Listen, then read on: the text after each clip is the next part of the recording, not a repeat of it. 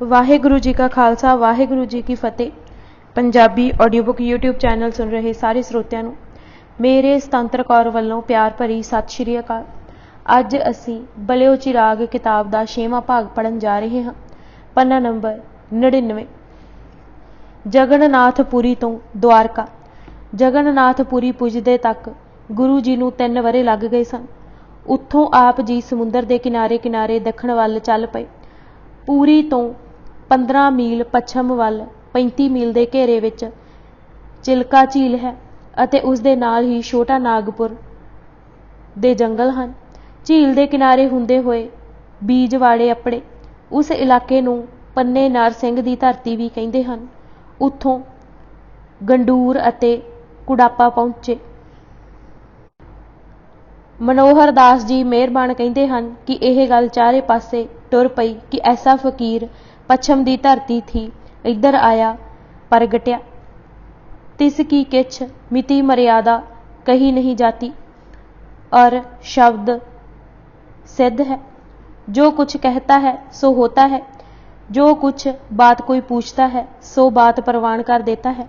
बड़ा महापुरख है नानक नाम, जे कोई दर्शन करता है सो निहाल होता है।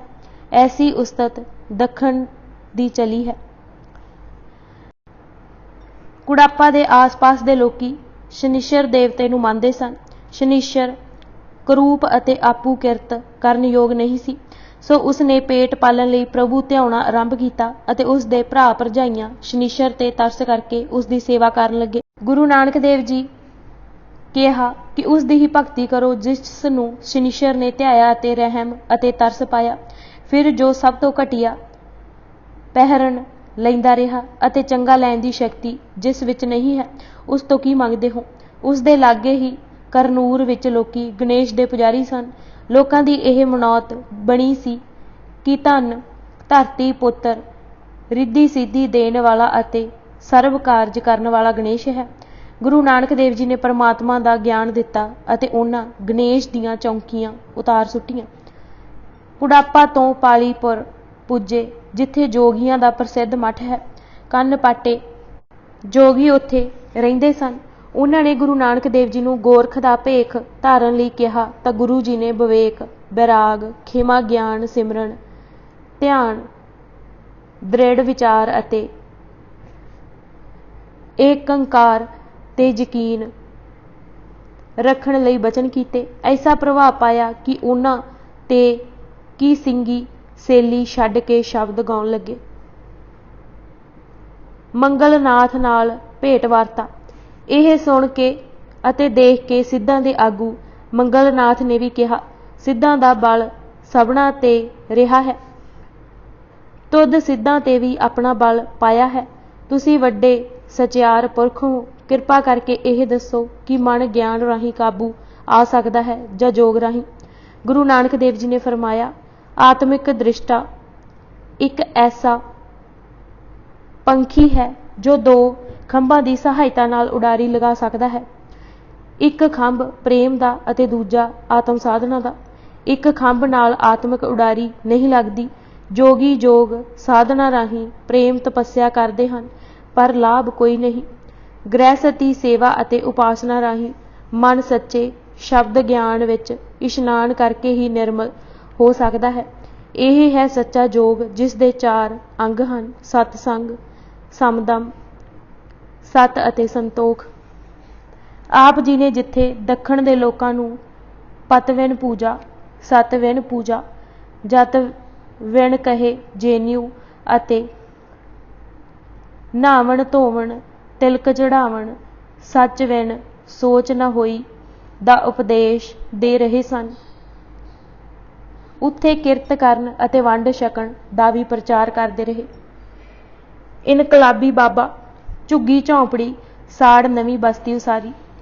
ਗਰੀਬ ਅਤੇ ਅਮੀਰੀ ਦਾ ਵੱਡਾ ਅੰਤਰ ਦੇਖ ਆਪ ਜੀ ਹੈਰਾਨ ਵੀ ਹੋਏ। ਪੁਰਾਤਨ ਜਨਮ ਸਾਖੀ ਅਨੁਸਾਰ ਉਹਨਾਂ ਇੱਕ ਬਸਤੀ ਨੂੰ ਜੋ ਅਤੀ ਕੁਚੀਲ, ਗੰਦੀ ਅਤੇ ਮਨੁੱਖਾਂ ਯੋਗ ਰਹਿਣ ਲਈ ਨਹੀਂ ਸੀ, ਆਪੂ ਹੱਥੀਂ ਅੱਗ ਲਗਾਈ ਸੀ। ਨਵਾਂ ਸੋਹਣਾ ਨਗਰ ਵਸਾਉਣ ਲਈ ਉਹਨਾਂ ਨੂੰ ਪ੍ਰੇਰਿਆ ਸੀ ਅਤੇ ਜਦ ਤੱਕ ਨਵੀਂ ਨਗਰੀ ਨਾ ਵਸ ਗਈ ਉਹ ਅੱਗੇ ਨਾ ਗਏ। ਕੈਸਾ ਇਨਕਲਾਬੀ ਸੀ ਬਾਬਾ। ਵੰਡ ਛਕਣਾ। ਪਾਲੀਪੁਰ ਹੀ ਜੋਗੀਆਂ ਨੇ ਗੁਰੂ ਜੀ ਦੇ ਵੰਡ ਛਕਣ ਦੇ ਆਦਰਸ਼ ਦੀ ਹਾਸੀ ਉਡਾਉਣ ਲਈ ਉਹਨਾਂ ਨੂੰ ਇੱਕ ਤਿਲ ਦਿੱਤਾ ਕਿ ਉਹ ਇਸ ਨੂੰ ਵੰਡ ਕੇ ਦਿਖਾਉਣ।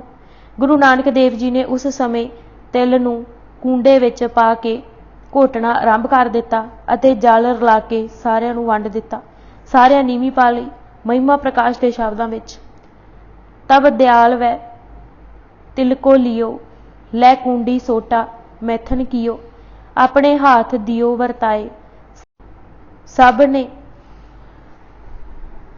ਪਰਤ ਭਰੇ ਲਿਲਾਏ। ਸਭ ਦੇਖ ਚਰਿੱਤਰ ਬਿਸਮ ਹੋਏ ਗਏ, सतगुर को प्रशंसत भये।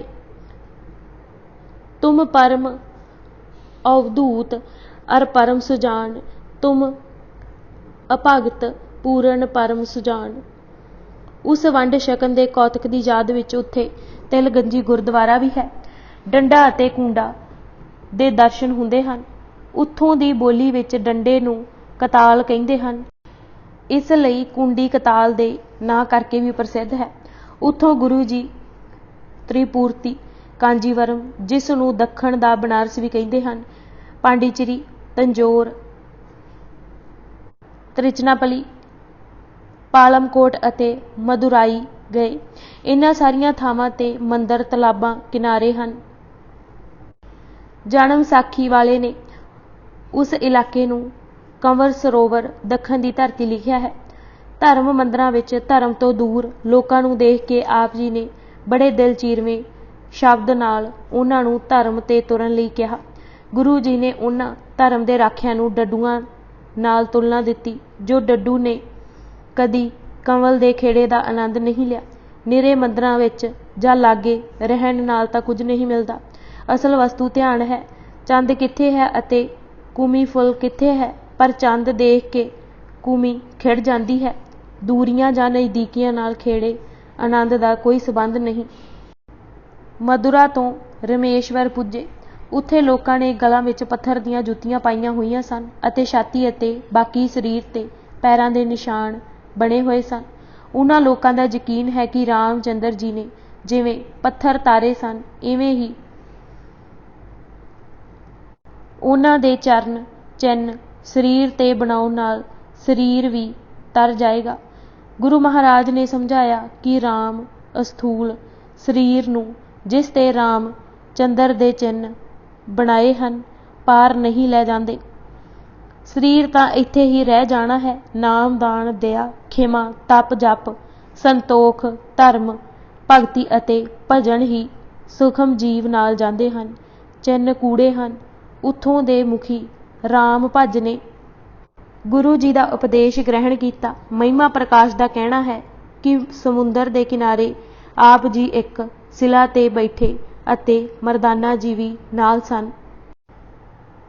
उत्थे ही कईयां प्रश्न पूछया कि जद हिंदू मुसलमान दा रब इको है तां वैर क्यों।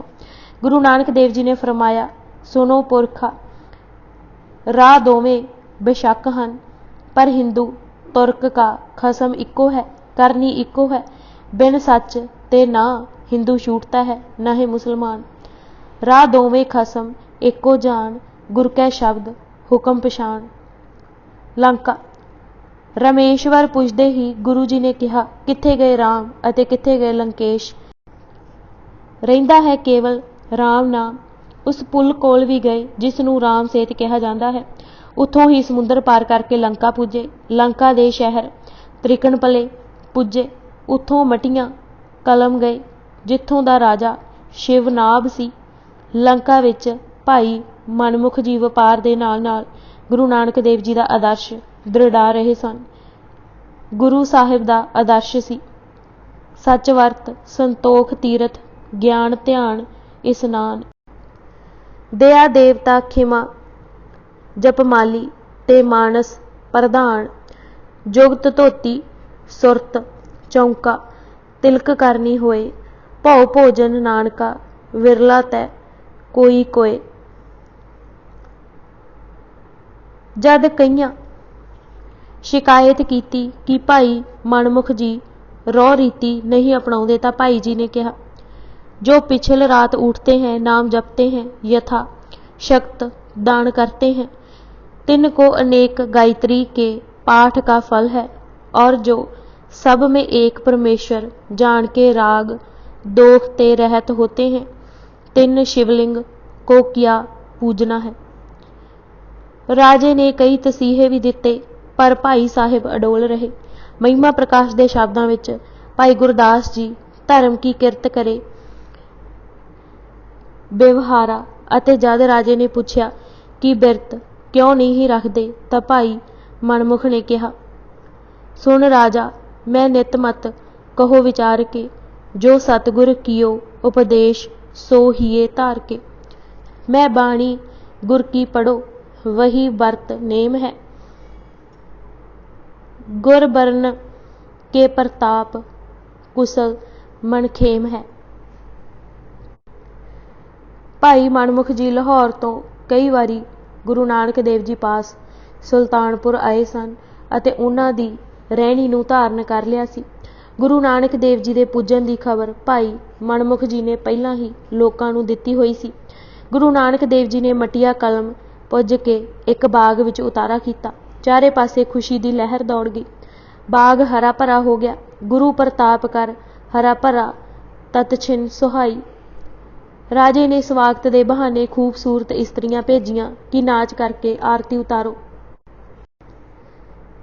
तिसकी तुम सेवा करो, उनका धर्म छूट जाए। असल विच राजे ने यह प्रबंध ही किया होया सी कि कोई साधु अतीत आवे, कंचनियां जान के परख करन कि ओह इंद्री जित है जां नहीं। कोऊ सिद्ध अतीत आवे नगर मो, तहां तिरिया देई पठाए। इंद्री जित की ले प्रतिज्ञा, जो कोई त्रिया चरित्र रंग नहीं रंग्या। महाराज ने उन्हां दे पुजदे सार ही फरमाया, बच्चियो जाओ, उस प्रभु की आरती उतारो। मेरा मन तो उसे प्रभु ने मोया है। फिर गाछो पुत्री राजकुआर दा शब्द उचारिया। उन्हां नूं बहुत संतोख हुआ। अंतर अगन निवर गई। राजा आप तुर के आया। चल नगन पाऊं राजा गए बागा, देख दर्श सोया मन जागा। महिलां विच जाण लई बेनती कीती। गुरु जी ने अपने राखवें ढंग नाल कहा कि महिली जाण लई तैयार हाँ, दखना की देओगे। उन्होंने कहा, मेरा राज हाजिर है। महाराज ने फरमाया कि कोई अपनी चीज़ दे। राज तां तेरा बाप भी कहंदा मर गया कि मेरा है, अते यह अवश्य है कि कल तेरा नहीं रहेगा। शिवनाभ ने कहा, मेरा तन हाजिर है। मालक ने फरमाया कि यह तन भी तेरा नहीं है, यह तां हड्ड मास नाड़ी कू पिंजर है, अते विच पंखी वस रहा है। उड़ गया तां किसे दा नहीं, कोई अपनी शै दे। राजे ने कहा, मेरा मन हाजिर है। महाराज ने उसे समय कहा कि मन भी तेरा नहीं, यह कदे वस नहीं होया। राजे ने हथ जोड़ के बेनती की भेंट करां कि तुसी मेरे घर चलो।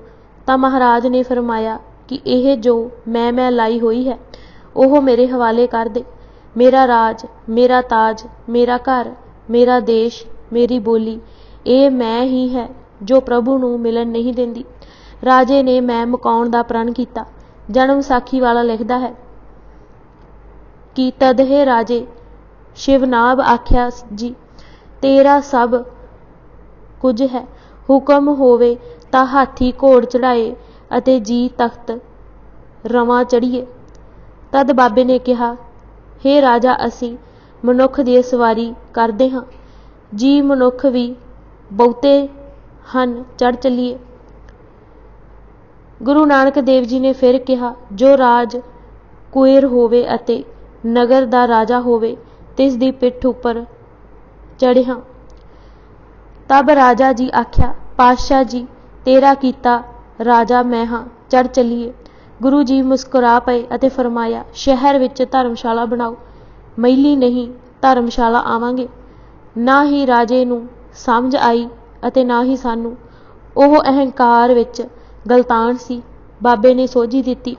ਸਰੀਰ ਹੀ ਘੋੜੀ ਹੈ, ਇਸ ਨੂੰ ਜਿੱਤੇ ਬਗੈਰ ਧਰਮਸ਼ਾਲਾ ਜਾਣਾ ਵਿਅਰਥ ਹੈ।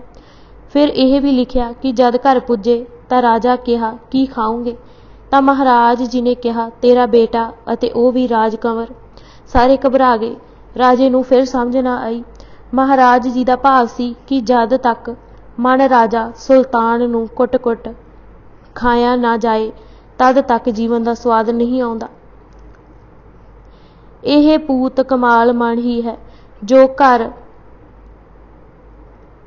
ਗਾਲ ਦਿੰਦਾ ਹੈ। ਗੁਰੂ ਨਾਨਕ ਦੇਵ ਜੀ ਦੀ ਦੋਹੀਂ ਸਾਰੇ ਲੰਕਾ ਵਿੱਚ ਫਿਰ ਗਈ। ਮੈਕਾਲਫ ਨੇ ਲਿਖਿਆ ਹੈ ਕਿ ਜਦ ਬਾਗ ਹਰਿਆ ਭਰਿਆ ਹੋ ਗਿਆ ਤਾਂ ਮਾਲੀ ਨੇ ਜਾ ਕੇ ਰਾਜੇ ਸ਼ਿਵਨਾਬ ਅੱਗੇ ਬੇਨਤੀ ਕੀਤੀ ਕਿ ਆਪ ਆ ਕੇ ਉਸ ਮਹਾਂਪੁਰਖ ਨੂੰ ਦੇਖੋ ਜਿਨ੍ਹਾਂ ਸੁੱਕੇ ਬਾਗ ਨੂੰ ਹਰੇ ਕਰ ਦਿੱਤਾ ਹੈ। ਰਾਜੇ ਨੇ ਪ੍ਰੀਖਿਆ ਲਈ ਸੁੰਦਰ ਮੁਟਿਆਰਾਂ ਘੱਲੀਆਂ, ਪਰ ਗੁਰੂ ਜੀ ਆਪਣੇ ਧਿਆਨ ਵਿੱਚ ਹੀ ਮਗਨ ਰਹੇ।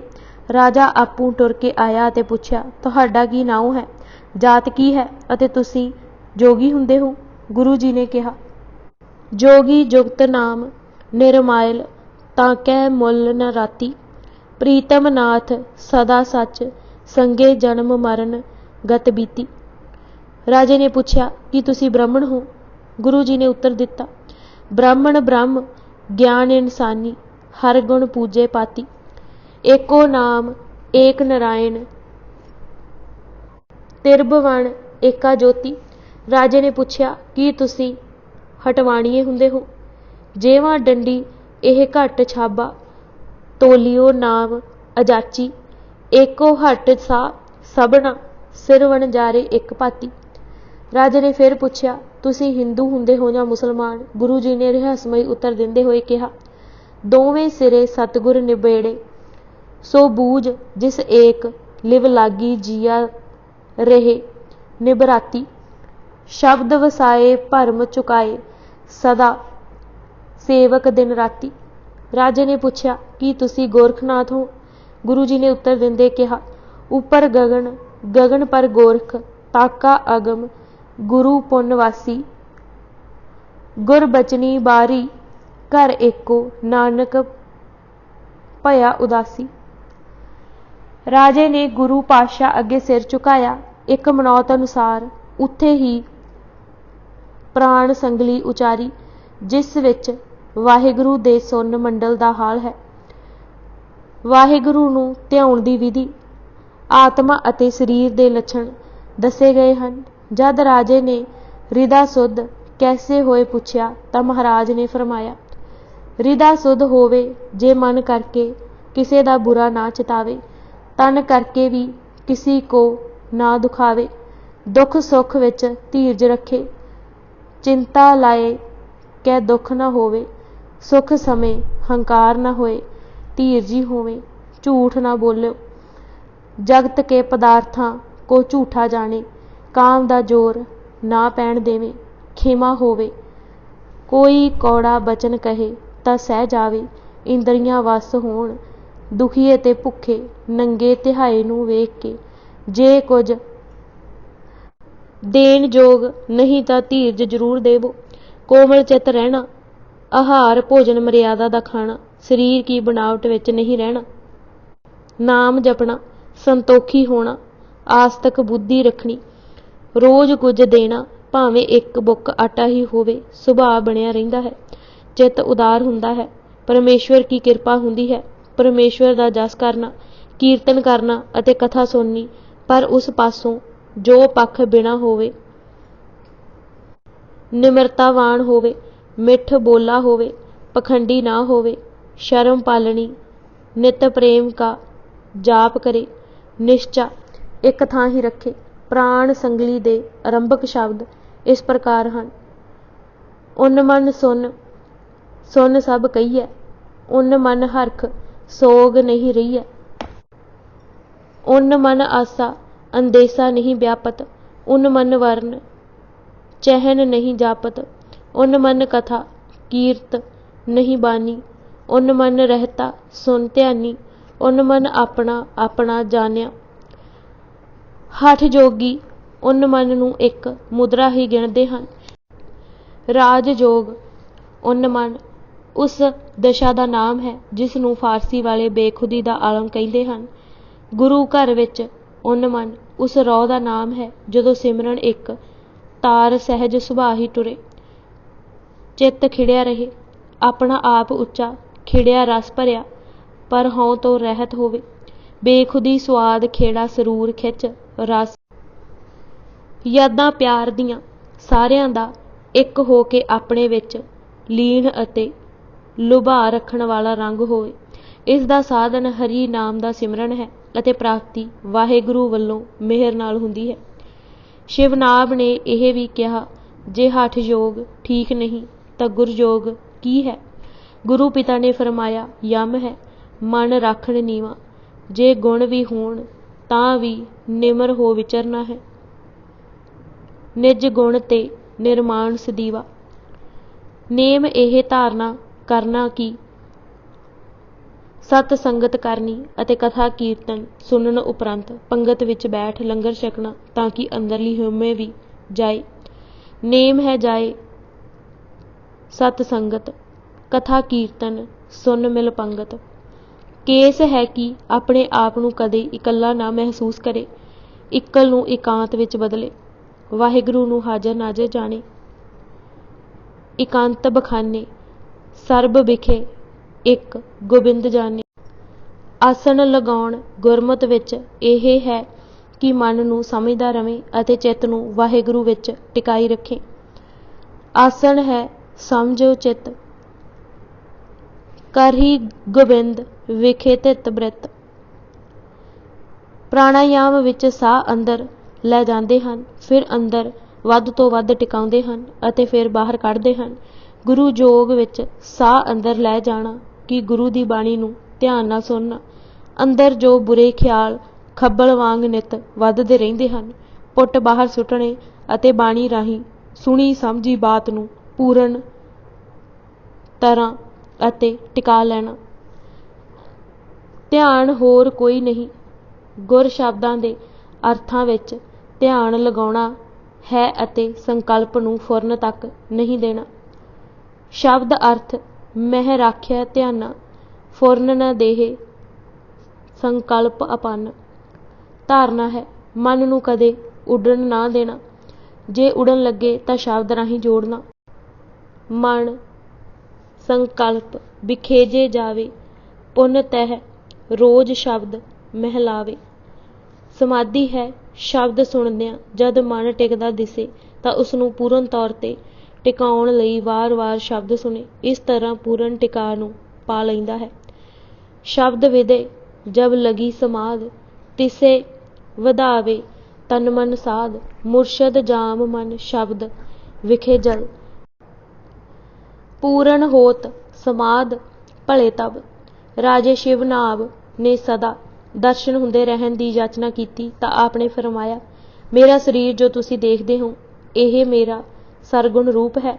ਇਸ ਦੇ ਦਰਸ਼ਨ ਤਾਂ ਉਤਨੀ ਦੇਰ ਹਨ ਜਦ ਤੱਕ ਦੇਹ ਹੈ। ਮੇਰਾ ਅਸਲ ਰੂਪ ਅੰਤਰੀਵ ਨਿਰਗੁਣ ਸ਼ਖਸੀਅਤ ਹੈ।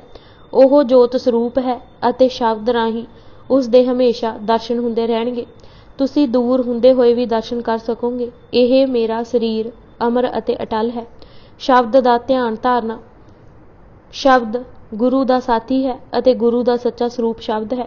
ਭਾਈ ਮਨੀ ਸਿੰਘ ਜੀ ਦੇ ਸ਼ਬਦਾਂ ਵਿੱਚ, ਤੁਮਨੇ ਪੋਥੀ ਕਾ ਦਰਸ਼ਨ ਕਰਨਾ, ਇਸकी पूजा करनी, इसके वचन धार के चित्त ਨੂੰ रोकना, समता संयुक्त और लो तपाई रखनी, सब साध भगत को हमारा रूप लख के ब्रह्म विचार साथ सेवा करनी। जद गुरु नानक देव जी ਦੀ ਦੋਹੀਂ ਚਾਰੇ ਪਾਸੇ ਫਿਰ ਗਈ ਤਾਂ ਬ੍ਰਾਹਮਣ ਅਤੇ ਭਿਕਸ਼ੂ ਘਬਰਾਏ। Doctor Sadamangala Karunaratne, assistant commissioner of archaeology Ceylon ਨੇ 3 ਸਤੰਬਰ 1969 ਨੂੰ ਪਟਿਆਲਾ ਵਿਖੇ ਇੱਕ paper Guru Nanak and Ceylon ਪੜ੍ਹਦੇ ਹੋਏ ਦੱਸਿਆ ਹੈ ਕਿ ਉਹਨਾਂ ਨੂੰ ਇੱਕ ਪੁਰਾਣੀ ਸੰਸਕ੍ਰਿਤ ਪੱਥਰ ਲਿਖਤ ਲੱਭੀ ਹੈ ਜਿਸ ਦਾ ਉਲੱਥਾ ਕਰਵਾਉਣ ਤੇ ਪਤਾ ਲੱਗਾ ਹੈ ਕਿ ਨਾਨਕ ਆਚਾਰੀਆ ਨਾਂ ਦਾ ਇੱਕ ਸੰਤ ਹਿੰਦੁਸਤਾਨ ਤੋਂ ਉੱਧਰ ਆਇਆ ਸੀ। ਮਹਾਰਾਜਾ ਪਰਕਰੰਬੂ ਨੂੰ ਉਸ ਪਰਮਾਤਮਾ ਨੇ ਇੱਕ ਪਰਮਾਤਮਾ ਅਤੇ ਬੁੱਤ ਪ੍ਰਸਤੀ ਛੱਡਣ ਲਈ ਕਿਹਾ। ਰਾਜਾ ਨੇ ਕਿਹਾ ਕਿ ਜੇ ਉਹ ਉਸ ਦੇ ਸੰਘਰਾਜ ਧਰਮ ਕਿਰਤੀ ਸਥਿਵਾਰ ਨੂੰ ਗੋਸ਼ਟੀ ਵਿੱਚ ਹਰਾ ਦੇਣ ਤਾਂ ਉਹ ਬੁੱਤ ਪ੍ਰਸਤੀ ਛੱਡ ਕੇ ਇੱਕ ਪ੍ਰਭੂ ਦਾ ਸਿਮਰਨ ਕਰਨ ਲੱਗ ਪਵੇਗਾ। ਗੋਸ਼ਟੀ ਵਿੱਚ ਸੰਘਰਾਜ ਨਾਨਕ ਆਚਾਰੀਆ ਦੀ ਕਿਸੇ ਵੀ ਦਲੀਲ ਦਾ ਉੱਤਰ ਨਾ ਦੇ ਸਕਿਆ। ਫਿਰ ਬ੍ਰਾਹਮਣ ਘਬਰਾਏ ਅਤੇ ਉਹਨਾਂ ਬੋਧੀ ਭਿਕਸ਼ੂ ਧਰਮ ਧਵਜ ਪੰਡਤ ਦੀ ਇਮਦਾਦ ਲਈ ਅਤੇ ਉੱਥੋਂ ਦੇ ਰਿਵਾਜ ਅਨੁਸਾਰ ਗੁਪਤ ਮਤਦਾਨ ਕਰਵਾ ਕੇ ਨਾਨਕ ਆਚਾਰੀਆ ਨੂੰ ਉੱਥੋਂ ਨਿਕਲ ਜਾਣ ਲਈ ਹੁਕਮ ਲੈ ਲਿਆ। ਬ੍ਰਾਹਮਣ ਨਾਨਕ ਆਚਾਰੀਆ ਕੋਲੋਂ ਇੱਕ ਰਿਆਸਤ ਮੰਗਦੇ ਸਨ ਕਿ ਬ੍ਰਾਹਮਣ ਦੀ ਉੱਚਤਾ ਸਮਾਜ ਵਿੱਚ ਬਣੀ ਰਹੇਗੀ, ਪਰ ਗੁਰੂ ਨਾਨਕ ਐਸਾ ਕਰਨ ਲਈ ਤਿਆਰ ਨਹੀਂ ਸਨ। ਇਹ ਵੀ ਯਾਦ ਰਹੇ ਕਿ ਗੁਰੂ ਨਾਨਕ ਦੇਵ ਜੀ ਲੰਕਾ ਵਿੱਚ 1 ਸਾਲ ਦੇ ਕਰੀਬ ਰਹੇ ਅਤੇ ਇਹ ਪੱਥਰ ਲਿਖਤ ਪ੍ਰਗਟ ਕਰਦੀ ਹੈ ਕਿ ਬਾਬੇ ਦੇ ਇੱਕ ਪ੍ਰਭੂ ਸਿਮਰਨ ਤੇ ਊਚ ਨੀਚ ਰਹਿਤ ਸਮਾਜ ਦੇ ਪ੍ਰਚਾਰ ਤੋਂ ਬ੍ਰਾਹਮਣ ਕਿੰਨੇ ਦੁਖੀ ਸਨ। ਪੁਰਾਤਨ ਜਨਮ ਸਾਖੀ ਵਾਲੇ ਦੀ ਸ਼ਾਹਦੀ ਹੈ ਕਿ ਸਾਰਾ ਮੁਲਕ ਵਾਹਿਗੁਰੂ ਕਰ ਉੱਠਿਆ। ਗੁਰੂ ਜੀ ਪੰਗਤ ਅਤੇ ਸੰਗਤ ਤੇ ਹੀ ਜ਼ੋਰ ਦਿੰਦੇ। ਲੰਕਾ ਵਿੱਚ ਜੋ ਕੁਰੂਕੁਰਮ ਨਾਂ ਦਾ ਪਿੰਡ ਹੈ, ਉਸ ਦਾ ਭਾਵ ਗੁਰੂ ਜੀ ਦੀ ਨਗਰੀ ਹੀ ਹੈ। ਤਾਮਿਲਨਾਡ ਤੇ ਕੇਰਲ, ਤ੍ਰਿਣਕੋਮਲੀ, ਮਟੀਆ ਕਲਾਂ ਅਤੇ ਜੈਵਰਧਨ ਜਾਫਨਾ ਤੋਂ ਹੁੰਦੇ ਹੋਏ ਦੱਖਣ ਵਾਪਸ ਆਏ। ਆਪ ਜੀ ਧਨਸ਼ਕੁਟੀ, ਰਾਸਕੁਮਾਰੀ ਤੋਂ ਹੁੰਦੇ ਹੋਏ ਵਿਧਿਆਂਚਲ ਦੀਆਂ ਪਹਾੜੀਆਂ ਪਾਰ ਕਰਕੇ ਕੋਚੀਨ ਪੁੱਜੇ। ਮਿਹਰਬਾਨ ਜੀ ਲਿਖਦੇ ਹਨ ਕਿ ਨਾਸਤਕ ਦੇਸ਼ ਪੁੱਜੇ। ਉਹਨਾਂ ਨੇ ਜਨਮ ਸਾਖੀ ਵਿੱਚ ਸ਼ਬਦ ਮੁਨਾਫਕ ਵਰਤਿਆ ਹੈ ਅਤੇ ਲਿਖਿਆ ਹੈ ਕਿ ਗੁਰੂ ਨਾਨਕ ਜੀ ਦੇ ਉਪਦੇਸ਼ ਨਾਲ ਸਾਦਿਕ ਹੋਏ। ਉਧਰ ਲੋਕੀ ਬਿਜਲੀ ਦੀ ਪੂਜਾ ਕਰਦੇ ਸਨ ਅਤੇ ਪਾਲਾ ਘਾਟ ਦੇ ਲਾਗੇ ਮੱਝੀਆਂ ਮਾਰ ਕੇ ਦੇਵਤੇ ਨੂੰ ਚੜਾਉਂਦੇ ਸਨ ਅਤੇ ਇਹ ਯਕੀਨ ਕਰਦੇ ਸਨ ਕਿ ਐਸਾ ਕਰਨ ਨਾਲ ਉਹਨਾਂ ਦੇ ਪਿੱਤਰ ਸੁਖੀ ਰਹਿੰਦੇ ਸਨ। ਲੋਕਾਂ ਨੂੰ ਇਹਨਾਂ ਸਭ ਭਰਮਾਂ ਰਸਮਾਂ ਕਰਮਾਂ ਤੋਂ ਉਤਾਂਹ ਕੀਤਾ। ਜਨਮ ਸਾਖੀ ਦੇ ਸ਼ਬਦਾਂ ਵਿੱਚ ਗੁਰੂ ਨਾਨਕ ਜੀ ਅਰਮਰਦਾਨਾ ਏਕ ਸਮੇਂ ਪੈਂਡੇ ਚਲਿਆ ਜਾਂਦਾ ਹੈ। ਫਕੀਰੀ ਦੇ ਕੁਝ ਕਹਿੰਦੇ ਨਾਨਕ ਤਪਾ ਆਇਆ, ਕੋਈ ਕਹਿੰਦੇ ਨਾਨਕ ਭਗਤ। ਇਹ ਵੀ ਲਿਖਿਆ ਮਿਲਦਾ ਹੈ ਕਿ ਗੁਰੂ ਨਾਨਕ ਦੇਵ ਜੀ ਹਰ ਸਮੇਂ ਪ੍ਰਭੂ ਦੇ ਸਿਮਰਨ ਨਾਲ ਜੁੜਦੇ ਦੇਖ ਮਰਦਾਨੇ ਨੇ ਕਿਹਾ, ਬਾਬਾ ਖਾਹੇ ਪੀਓ ਬਹੁ ਵਕਤ ਸਿਰੀ ਉਸ ਦਾ ਨਾਂ ਵੀ ਲਾਓ।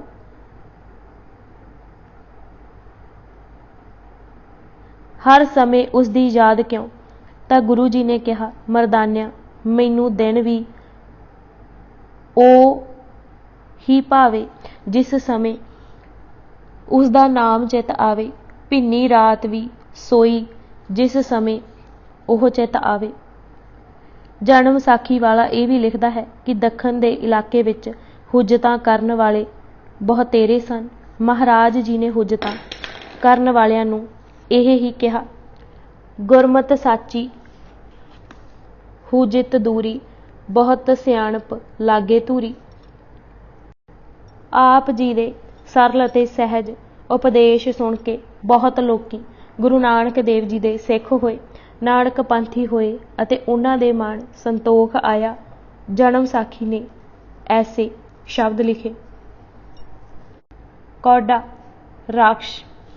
ਕੋਚੀਨ ਤੋਂ ਫਿਰ ਆਪ ਜੀ ਨੇ ਆਂਧਰਾ ਪ੍ਰਦੇਸ਼ ਵਿੱਚ ਪ੍ਰਵੇਸ਼ ਕੀਤਾ। ਕੰਜਲੀ ਵਣ ਵਿੱਚੋਂ ਲੰਘਦੇ ਕੌਡਾ ਰਾਕਸ਼ ਨਾਲ ਮੇਲ ਹੋਇਆ। ਭਾਈ ਮਰਦਾਨਾ ਜੀ ਕੌਡੇ ਦੇ ਦੂਤ ਦੈਤਾਂ ਦੇ ਵਸ ਪੈ ਗਏ। ਗੁਰੂ ਨਾਨਕ ਦੇਵ ਜੀ ਕੌਡਾ ਪਾਸ ਪੁੱਜੇ ਅਤੇ ਆਸਾ ਦੀ ਵਾਰ ਦੀ ਇੱਕ ਪੌੜੀ ਗਾਈ ਤਾਂ ਕੌਡਾ ਨੇ ਮਰਦਾਨਾ ਜੀ ਨੂੰ ਛੱਡ ਦਿੱਤਾ। ਮਹਾਰਾਜ ਨੇ ਕਿਹਾ, ਫਕੀਰਾਂ ਦੇ ਰਬਾਬੀ ਨੂੰ ਕੁਝ ਨਹੀਂ ਕਹੀਦਾ, ਸਗੋਂ ਆਦਰ ਦੇਈਦਾ। ਕੌਡੇ ਨੇ ਡੰਡੌਤ ਕੀਤੀ ਅਤੇ ਸਿਰ ਝੁਕਾਉਂਦੇ ਕਿਹਾ ਕਿ ਹੁਣ ਉਹ ਮਨੁੱਖ ਨਹੀਂ ਖਾਏਗਾ। ਫਿਰ ਉਸਨੇ ਕਿਹਾ, ਮਹਾਰਾਜ, ਮੈਂ ਹਰ ਇੱਕ ਨੂੰ ਨਹੀਂ ਸੀ ਖਾਂਦਾ। ਜੋ ਵੀ ਮਨੁੱਖ ਮੇਰੇ ਪਾਸ ਪਕੜ ਲਿਆਏ ਜਾਂਦੇ ਸਨ, ਉਹਨਾਂ ਅੱਗੇ ਮੈਂ ਇੱਕ ਤਿਲਮਸੀ ਸ਼ੀਸ਼ਾ ਕਰਦਾ ਸਾਂ ਅਤੇ ਉਸ ਸ਼ੀਸ਼ੇ ਵਿੱਚੋਂ ਉਹਨਾਂ ਦੀ ਸ਼ਕਲ ਕੁੱਤਾ, ਘੋੜਾ, ਸੂਰ, ਖੋਤਾ, ਸ਼ੇਰ ਦਿਸੇ ਤਾਂ ਉਸ ਨੂੰ ਤਾਂ ਖਾ ਜਾਂਦਾ ਸਾਂ, ਪਰ ਜੇ ਮਨੁੱਖ ਦੀ ਹੀ ਸੂਰਤ ਸਾਹਮਣੇ ਦਿਸੇ ਤਾਂ ਸਤਿਕਾਰ ਸਹਿਤ ਛੱਡ ਦਿੰਦਾ ਸਾਂ। ਗਹਿ ਕਹਿ ਆਏ ਮਨੁੱਜ ਘਨੇਰੇ, ਮੁਕਰ ਵਿਖੇ ਪ੍ਰਤੀਬਿੰਬ ਸੁਹੇਰੇ। ਕੂਕਰ ਸੂਕਰ खर खग शेरा इत्यादक को मुख हेरा। महाराज ने पूछा कि ਉਹ ਉਹਨਾਂ ਨੂੰ ਕਿਉਂ नहीं सी ਖਾਂਦਾ ਤਾਂ ਉਸ ਹੱਥ ਜੋੜ ਬੇਨਤੀ ਕੀਤੀ, ਮਹਾਰਾਜ ਜੋ ਤੁਸੀਂ ਸਾਹਮਣੇ ਸੀ ਉਹ ਹੀ ਸ਼ੀਸ਼ੇ ਵਿੱਚੋਂ ਦਿਖਾਈ ਦਿੰਦੇ ਸੀ। ਕੌਡਾ ਰਾਹੀਂ ਗੁਰੂ ਨਾਨਕ ਦੇਵ ਜੀ ਨੇ ਸਾਨੂੰ ਉਪਦੇਸ਼ ਦਿੱਤਾ ਕਿ ਇਹ ਦੇਖਦੇ ਰਹਿਣਾ ਚਾਹੀਦਾ ਹੈ ਕਿ ਕਿਧਰੇ ਕੌਡਾ ਰੋਜ਼ ਤਾਂ ਨਹੀਂ ਸਾਨੂੰ ਖਾ ਰਿਹਾ, ਕਿ ਸਾਡੇ ਦੋ ਰੂਪ ਤਾਂ ਨਹੀਂ ਬਣ ਗਏ, ਇੱਕ ਦਿਖਲਾਉਣ ਵਾਲਾ ਅਤੇ ਦੂਜਾ ਛੁਪਾ ਕੇ ਰੱਖਣ ਵਾਲਾ। ਗੁਰੂ ਨਾਨਕ ਦੇਵ ਜੀ ਤਾਂ ਗੁੱਸਾ ਹੀ ਉਸ ਤੇ ਕਰਦੇ ਹਨ ਜਿਨ੍ਹਾਂ ਨੇ ਦੋ ਰੂਪ ਬਣਾ ਲਏ ਹਨ, ਜਿਨ੍ਹਾਂ ਦੀ ਸੁਰਤ ਭਾਵੇਂ ਮਨੁੱਖ ਵਾਲੀ ਹੈ ਪਰ ਕਰਨੀ ਅਤੇ ਕਰਤੂਤ ਕੁੱਤਿਆਂ ਤੋਂ ਵੀ ਮਾੜੀ ਹੈ। ਮਾਨਸ ਮੂਰਤ ਨਾਨਕ ਨਾਮ ਕਰਨੀ ਕੁਤਾ ਦਰ ਫਰਮਾਨ। ਨਾਨਕ ਝੀਰਾ। ਉੱਥੋਂ ਹੈਦਰਾਬਾਦ ਅਤੇ ਬਿਦਰ ਦੇ ਉਸ ਸਥਾਨ ਤੇ ਪੁੱਜੇ ਜਿਸ ਨੂੰ ਅੱਜ ਕੱਲ੍ਹ ਨਾਨਕ ਝੀਰਾ ਕਹਿੰਦੇ ਹਨ। ਉਸ ਪਾਸੇ ਦੋ ਪੀਰਾਂ ਸੈਯਦ ਯਕੂਬ ਅਤੇ ਜਲਾਲਦੀਨ ਦਾ ਹੀ ਸਿੱਕਾ ਚੱਲਦਾ ਸੀ। ਉਹਨਾਂ ਨੇ ਜਲ ਦੇ ਚਸ਼ਮੇ ਗਿਰਦ ਕਿਲਾ ਉਸਾਰ ਕੇ ਆਪਣੇ ਅਧਿਕਾਰ ਵਿੱਚ ਰੱਖਿਆ ਹੋਇਆ ਸੀ। ਪਾਣੀ ਨੂੰ ਤਰਸਦੇ ਲੋਕੀ ਉਹਨਾਂ ਦੀ ਈਨ ਅਤੇ ਫਿਰ ਦੀਨ ਪ੍ਰਵਾਨ ਕਰ ਲੈਂਦੇ ਸਨ। ਗੁਰੂ ਮਹਾਰਾਜ ਨੇ ਕਿਲੇ ਤੋਂ ਬਾਹਰ ਜਾ ਕੇ ਟਿਕਾਣਾ ਕੀਤਾ ਅਤੇ ਸ਼ਬਦ ਗਾਇਆ। ਅੰਦਰ ਤਾਂ ਜਲ ਮੁੱਕ ਗਿਆ ਅਤੇ ਜਿੱਥੇ ਸ਼ਬਦ ਗਾਇਆ ਸੀ ਉੱਥੇ ਜਲ ਵਹਿਣ ਲੱਗ ਪਿਆ। ਦੋਵੇਂ ਸੈਯਦ ਦੌੜਦੇ ਆਏ ਅਤੇ ਚਰਚਾ ਛੇੜ ਦਿੱਤੀ। ਮਹਾਰਾਜ ਨੇ ਕਲਮਾ ਬਖਸ਼ ਦਾ, ਨਿਮਾਜ਼ ਨਿਆਂ ਦੀ, ਰੋਜ਼ਾ ਰਹਿਮ ਦਾ, ਹੱਕ ਉਸ ਦੀ ਹਜ਼ੂਰੀ ਵਿੱਚ ਰਹਿਣਾ, ਜ਼ਕਾਤ ਉਸ ਦੇ ਨਾਂ ਤੇ ਕਮਾ ਕੇ ਵੰਡ ਛਕਣਾ ਅਤੇ ਰਸੂਲ ਦੀ ਸਿਫਾਰਿਸ਼ ਦੇ ਭਰੋਸੇ ਨਾ ਰਹਿ ਕੇ ਅੱਲਾ ਦੀ ਰਹਿਮਤ ਮੰਗਣ ਲਈ ਸਮਝਾਇਆ। ਭਗਤ ਨਾਮਦੇਵ ਜੀ। ਉੱਥੇ ਆਪ ਜੀ ਮੈਸੂਰ ਦੀ ਰਿਆਸਤ ਦੇ ਸ਼ਹਿਰ ਸ਼੍ਰੀ ਰੰਗਪਟਨ ਪੁੱਜੇ। ਉੱਥੇ ਲੋਕਾਂ ਨੂੰ ਵਿਸ਼ਨੂੰ ਦੀ ਮੂਰਤੀ ਦੀ ਪੂਜਾ ਛੁਡਵਾ ਤੁੰਗਭਦਰਾ ਨਦੀ ਤੇ ਬਣੇ ਮੰਦਰ ਪੁੱਜੇ। ਉੱਥੋਂ ਪਾਂਦਰਪੁਰ ਅਤੇ ਫਿਰ ਨਾਮਦੇਵ ਜੀ ਦੇ ਜਨਮ ਪਿੰਡ ਨਰਸੀ ਪਿੰਡ ਗਏ। ਭਗਤ ਨਾਮਦੇਵ ਜੀ ਦਾ ਜਨਮ ਸੰਨ 1270 ਈਸਵੀ ਨੂੰ ਇੱਕ ਸ਼ੀਪੇ ਦੇ ਘਰ ਹੋਇਆ ਸੀ। ਨਾਮਦੇਵ ਜੀ ਨੇ 14ਵੀਂ ਸਦੀ ਵਿੱਚ ਸੂਰਮਤਾਈ ਦੇ ਨਵੇਂ ਪੂਰਨੇ ਪਾਏ ਸਨ। ਨਾਮਦੇਵ ਜੀ ਸਭ ਤੋਂ ਪਹਿਲਾਂ ਤਾਂ ਬ੍ਰਾਹਮਣ ਦੀ ਅਖੌਤੀ ਉਚਿਤਤਾ ਵਿਰੁੱਧ ਲੜੇ। ਭਾਵੇਂ ਉਹਨਾਂ ਨੂੰ ਸ਼ੂਦਰ ਕਹਿ ਕਹਿ ਕੇ ਮੰਦਰਾਂ ਤੋਂ ਕਈ ਵਾਰੀ ਮਾਰ ਨਿਸਾਇਆ ਗਿਆ ਸੀ, ਪਰ ਉਹ ਆਤਮਾ ਦੀ ਉਚਿਤਤਾ ਦਾ ਢੰਡੋਰਾ ਦਿੰਦੇ ਰਹੇ। ਜਦ ਬ੍ਰਾਹਮਣ ਵੱਲ ਸੱਚਮੁੱਚ ਹੀ ਪਰਮਾਤਮਾ ਦੀ ਪਿੱਠ ਹੋ ਗਈ ਤਾਂ ਲੋਕਾਂ ਨੂੰ ਨਾਮਦੇਵ ਜੀ ਦੀਆਂ ਆਤਮਿਕ ਉਚਾਈਆਂ ਦਾ ਗਿਆਨ ਹੋਇਆ। ਕਈ ਵਾਰ ਪ੍ਰਭੂ ਦੇ ਪ੍ਰਤੱਖ ਮਿਲਾਪ ਦਾ ਭਗਤ ਜੀ ਨੇ ਆਨੰਦ ਮਾਣਿਆ। ਫਿਰ ਭਗਤ ਨਾਮਦੇਵ ਜੀ ਇਹ ਉਪਦੇਸ਼ ਦੇ ਰਹੇ ਸਨ ਕਿ ਘਰ ਵਿੱਚ ਹੀ ਕਿਰਤ ਕਰਦਿਆਂ ਪ੍ਰਭੂ ਪਾਇਆ ਜਾ ਸਕਦਾ ਹੈ। ਹੱਥ ਪਾਓ ਕਰ ਕਾਮ ਸਭ ਚੀਤ ਨਿਰੰਜਨ ਨਾਲ ਉਹਨਾਂ ਦਾ ਹੀ ਕਥਨ ਸੀ। ਪੰਜ ਜਨਾ ਸਿਉ ਬਾਤ ਬਤੂਆ ਚੀਤ ਸੁਡੋਰੀ ਰਖਿਆਲੇ ਵੀ ਉਹਨਾਂ ਦਾ ਹੀ ਸ਼ਬਦ ਹੈ। ਨਾਮ ਹੀ ਉਹਨਾਂ ਦਾ ਆਸਰਾ ਸੀ ਅਤੇ ਨਾਮ ਦਾ ਹੀ ਪ੍ਰਚਾਰ ਕਰਦੇ ਸਨ। ਮੈਂ ਅੰਧੂਲੇ ਕੀ ਟੇਕ ਤੇਰਾ ਨਾਮ ਖੁੰਦਕਾਰਾ, ਮੈਂ ਗਰੀਬ ਮੈਂ ਮਸਕੀਨ ਤੇਰਾ ਨਾਮ ਹੈ ਆਧਾਰਾ ਵੀ ਉਹਨਾਂ ਦੇ ਹੀ ਬਚਨ ਹਨ। ਸਮੇਂ ਦੀ ਹਕੂਮਤ ਦੇ ਬਾਦਸ਼ਾਹ ਫਿਰੋਜ਼ ਤੁਗਲਕ ਵਿਰੁੱਧ ਜਿਵੇਂ ਉਹ ਡਟ ਖਲੋਤੇ, ਉਹ ਉਹਨਾਂ ਦੀ ਸੂਰਮਤਾਈ ਹੀ ਪ੍ਰਗਟਾਉਂਦਾ ਹੈ। ਮਾਂ ਤੱਕ ਨੇ ਕਿਹਾ ਸੀ ਕਿ ਕੀ ਹਰਜ ਹੈ ਜੇ ਉਹ ਬਾਦਸ਼ਾਹ ਦੇ ਆਖੇ ਲੱਗ ਖੁਦਾ ਆਖ ਦੇਵੇ, ਤਾਂ ਆਪ ਜੀ ਨੇ ਉਸ ਸਮੇਂ ਮਾਂ ਨੂੰ ਵੀ ਆਖ ਦਿੱਤਾ ਸੀ, ਨਾ ਹਉ ਤੇਰਾ ਪੂੰਗਰਾ ਨਾ ਤੂੰ ਮੇਰੀ ਮਾਏ, ਪਿੰਡ ਪਰੇ ਤੋਂ ਹਰ ਗੁਣ ਗਾਏ। ਸ਼ੀਸ਼ ਬੇਸ਼ੱਕ ਚਲਾ ਜਾਏ ਪਰ ਉਹ ਆਪਣੇ ਆਦਰਸ਼ ਨੂੰ ਨਹੀਂ ਛੱਡਣਗੇ। ਨਾਮਦੇਵ ਜੀ ਦੇ ਨਗਰ ਪੁੱਜ ਕੇ ਗੁਰੂ ਜੀ ਨੇ ਸ਼ਬਦ ਲਿਖ ਆਂਦੇ ਜਿਨ੍ਹਾਂ ਨੂੰ ਪਿੱਛੋਂ ਗੁਰੂ ਅਰਜਨ ਦੇਵ ਜੀ ਨੇ ਆਦਿ ਗੁਰੂ ਗ੍ਰੰਥ ਸਾਹਿਬ ਵਿੱਚ ਦਰਜ ਕੀਤਾ। ਗੁਰੂ ਅਰਜਨ ਦੇਵ ਜੀ ਨੇ ਨਾਮਦੇਵ ਹਰ ਜੀਓ ਬਸੀਏ ਸੰਗ ਫਰਮਾ ਕੇ ਭਗਤ ਜੀ ਦੀ ਉਪਮਾ ਵੀ ਕੀਤੀ। 18 ਰਾਗਾਂ ਵਿੱਚ ਨਾਮਦੇਵ ਜੀ ਦੇ 60 ਸ਼ਬਦ ਹਨ। ਅੰਤਲੇ ਦਿਨਾਂ ਵਿੱਚ ਆਪ ਜੀ ਪੰਜਾਬ ਦੇ ਪਿੰਡ ਘੁਮਾਣ ਆ ਟਿਕੇ ਸਨ ਅਤੇ ਉੱਥੇ ਹੀ ਅਕਾਲ ਚਲਾਣਾ ਕੀਤਾ। ਕੈਸੀਆਂ ਸਾਂਝਾਂ ਪੂਜੀਆਂ ਹੋਣਗੀਆਂ ਜਦ ਗੁਰੂ ਨਾਨਕ ਦੇਵ ਜੀ ਪੰਜਾਬੋਂ ਉੱਥੇ ਗਏ। ਭਗਤ ਤਰਲੋਚਨ ਜੀ। ਨਰਸੀ ਪਿੰਡ ਤੋਂ ਕੁਝ ਹੀ ਦੂਰ ਭਗਤ ਤਰਲੋਚਨ ਦਾ ਪਿੰਡ ਬਾਰਸੀ ਸੀ। ਭਗਤ ਤਰਲੋਚਨ ਜੀ ਵੈਸ਼ ਜਾਤ ਦੇ ਹੁੰਦੇ ਹੋਏ ਵੀ ਜਾਤ ਪਾਤ ਰੀਤ ਰਸਮ ਵਿਰੁੱਧ ਪ੍ਰਚਾਰ ਕਰਦੇ ਰਹੇ ਸਨ। ਉਹ ਨਾਮਦੇਵ ਜੀ ਦੇ ਸਮਕਾਲੀ ਸਨ। ਆਪ ਜੀ ਦਾ ਜਨਮ 67 ਈਸਵੀ ਨੂੰ ਹੋਇਆ ਸੀ। ਨਾਮਦੇਵ ਜੀ ਦੇ ਨਾਲ ਗੂੜੇ ਪ੍ਰੇਮ ਸਨ। ਮਹਾਰਾਜ ਨੇ ਉਹਨਾਂ ਦੇ ਉਚਾਰੇ ਹੋਏ ਸ਼ਬਦ ਵੀ ਲਿਖ ਆਂਦੇ ਜੋ ਪਿੱਛੋਂ ਗੁਰੂ ਗ੍ਰੰਥ ਸਾਹਿਬ ਵਿੱਚ ਸ਼੍ਰੀ ਰਾਗ ਗੁਜਰੀ ਅਤੇ ਧਨਾਸਰੀ ਰਾਗ ਵਿੱਚ ਗੁਰੂ ਅਰਜਨ ਦੇਵ ਜੀ ਨੇ ਦਰਜ ਕੀਤੇ। ਗੁਰੂ ਅਰਜਨ ਦੇਵ ਜੀ ਨੇ ਭਗਤ ਤਰਲੋਚਨ ਜੀ ਦੀ ਉਪਮਾ ਕਰਦਿਆਂ ਲਿਖਿਆ, ਤਰਲੋਚਨ ਗੁਰਮਿਲ ਭਈ ਸਿੱਧ। ਭਗਤ ਜੀ ਦਾ ਕਥਨ ਸੀ, ਜੋ ਮਨੁੱਖ ਲక్ష్ਮੀ, ਇਸਤਰੀ, ਬੱਚੇ, ਮਕਾਨਾਂ ਦੇ ਚੱਕਰ ਵਿੱਚੋਂ ਨਹੀਂ ਨਿਕਲਦਾ, ਉਹ ਸਦਾ ਹੀ ਦੁਖੀ ਰਹਿੰਦਾ ਹੈ। ਸੁਖੀ ਉਹ ਹੀ ਹੋਵੇਗਾ ਜੋ ਅੰਤਲੇ ਸਵਾਸ ਤੱਕ ਹਰੀ ਨੂੰ ਨਹੀਂ ਭੁੱਲਦਾ। ਅੰਤਕਾਲ ਨਿਰਾਇਣ ਸਿਮਰੇ, ਐਸੀ ਚਿੰਤਾ ਮਹਿ ਜੇ ਮਰੇ। ਬਦਤ ਤਰਲੋਚਨ ਤੇ ਨਰ ਮੁਕਤਾ, ਪਿਤੰਬਰ ਵਾਕੈ ਹਿਰਦੇ ਬਸੇ। ਨਾਸਕ ਬਾਰਸੀ ਤੋਂ ਆਪ ਜੀ ਮਾਲ ਟੇਕਰੀ ਗਏ, ਜਿੱਥੇ ਪਿੱਛੋਂ ਗੁਰੂ ਗੋਬਿੰਦ ਸਿੰਘ ਜੀ ਜੋਤੀ ਜੋਤ ਸਮਾਏ ਅਤੇ ਗੁਪਤ ਖਜ਼ਾਨੇ ਕੱਢੇ। ਫਿਰ ਨਾਸਕ ਪੁੱਜੇ, ਉੱਥੇ ਰਾਜਾ ਰਾਮ ਚੰਦਰ ਅਤੇ ਰਾਮ ਜੋ ਸਭ ਵਿੱਚ ਹੈ ਦਾ ਭੇਦ ਦਰਸਾਇਆ। ਫਿਰ ਪੂਨਾ ਗਏ ਅਤੇ ਉੱਥੋਂ ਤਾਪਦੀ ਦੇ ਕਿਨਾਰੇ ਹੋ ਬੁਹਾਰਨਪੁਰ ਅਤੇ ਪੰਜਵਟੀ ਗਏ। ਪੰਜਵਟੀ ਇਸ ਲਈ ਕਿਹਾ ਜਾਂਦਾ ਹੈ ਕਿਉਂਕਿ ਉੱਥੇ ਪਿੱਪਲ, ਬਿੱਲ, ਬੜ, ਔਲੇ ਅਤੇ ਅਸ਼ੋਕਾ ਦੇ ਬ੍ਰਿਸ਼ ਇੱਕੋ ਥਾਵੇਂ ਹੁੰਦੇ ਹਨ। ਉੱਥੋਂ ਨਰਮਦਾ ਦੇ ਕਿਨਾਰੇ ਬਣਾਏ ਓਅੰਕਾਰ ਦੇ ਮੰਦਰ ਪੁੱਜੇ। ਓਅੰਕਾਰ ਇਹ ਮਹਾਯਾਤਾ ਟਾਪੂ ਹੈ। ਨਰਮਦਾ ਬਾਰੇ ਪ੍ਰਸਿੱਧ ਹੈ ਕਿ ਇਹ ਰਿਸ਼ੀ ਮੇਕਲ ਦੀ ਪੁੱਤਰੀ ਸੀ। ਇਸ ਨਦੀ ਵਿੱਚੋਂ ਸ਼ਿਵਲਿੰਗ ਭਾਂਤ ਦੇ ਪੱਥਰ ਨਿਕਲਦੇ ਹਨ, ਜਿਨ੍ਹਾਂ ਨੂੰ ਨਰਮਦੇ ਸ਼ਵਰ ਕਹਿੰਦੇ ਹਨ। ਇੱਕ ਅਜਿਹੇ ਹੀ ਪੱਥਰ ਨੂੰ ਉਹਨਾਂ ਓਅੰਕਾਰ ਮਿਥ ਕੇ ਮੰਦਰ ਬਣਾਇਆ ਹੋਇਆ ਹੈ। ਹੁਣ ਇੱਕ ਪਾਸੇ ਉਹ ਮੰਦਰ ਹੈ ਜੋ ਗੁਫਾਨੂਮਾ ਅਤੇ ਦੂਜੇ ਪਾਸੇ ਜਿੱਥੇ ਗੁਰੂ ਨਾਨਕ ਦੇਵ ਜੀ ਨੇ ਓਅੰਕਾਰ ਦੀ ਬਾਣੀ ਰਚੀ ਗੁਰਦੁਆਰਾ ਹੈ। ਉੱਥੇ ਬ੍ਰਾਹਮਣਾਂ ਨੂੰ ਜੋ ਵਿਦਿਆ ਦੇ ਅਹੰਕਾਰ ਵਿੱਚ ਸੜ ਰਹੇ ਸਨ, ਦੱਖਣੀ ਵਿੱਚ ਓਅੰਕਾਰ ਦੀ ਮਹਿਮਾ ਸੁਣਾਈ। ਪੜ੍ਹਿਆ ਉਸੇ ਨੂੰ ਹੀ ਜਾਣੋ ਜੋ ਫਿਰ ਜੰਜਾਲਾਂ ਅਤੇ ਬੰਧਨਾਂ ਵਿੱਚ ਨਹੀਂ ਪੈਂਦਾ। ਸੁਣ ਪਾਂਡੇ ਕਿਆ ਲਿਖੇ ਜੰਜਾਲਾ, ਲਿਖ ਰਾਮ ਨਾਮ ਗੁਰਮੁਖ ਗੋਪਾਲਾ। ਰਹਾਓ ਬ੍ਰਾਹਮਣ ਸਾਰੀ ਪੜ੍ਹਾਈ ਮਾਇਆ ਇਕੱਠੀ ਕਰਨ ਲਈ ਕਰ ਰਿਹਾ ਹੈ। ਉਸ ਨੂੰ ਇਹ ਪਰਵਾਹ ਨਹੀਂ ਕਿ ਲੋਕਾਂ ਨਾਲ ਕੀ ਬੀਤ ਰਹੀ ਹੈ। ਮਾਇਆ ਮਾਇਆ ਕਰ ਮੋਏ ਮਾਇਆ ਕਿਸੇ ਨਾ ਸਾਥ। ਜਿਨ੍ਹਾਂ ਧਣੀਆਂ ਦਾ ਪਾਣੀ ਭਰਦੇ ਪਾਂਡੇ ਨਹੀਂ ਥੱਕਦੇ, ਉਹ ਵੀ ਇੱਥੇ ਬੈਠੇ ਨਹੀਂ ਰਹਿਣਗੇ। ਫਿਰ ਉਹਨਾਂ ਦੇ ਪਿੱਛੇ ਲੱਗ ਪੁੱਠੀ ਪੜ੍ਹਾਈ ਕਿਉਂ ਪੜ੍ਹੀ ਜਾਏ। ਮਨੁੱਖ ਨੂੰ ਇੱਕ ਓਅੰਕਾਰ ਬ੍ਰਹਮ ਨਾਲ ਜੋੜਨਾ ਹੀ ਬ੍ਰਾਹਮਣ ਅਤੇ ਪੜ੍ਹੇ ਲਿਖੇ ਦਾ ਕੰਮ ਹੈ।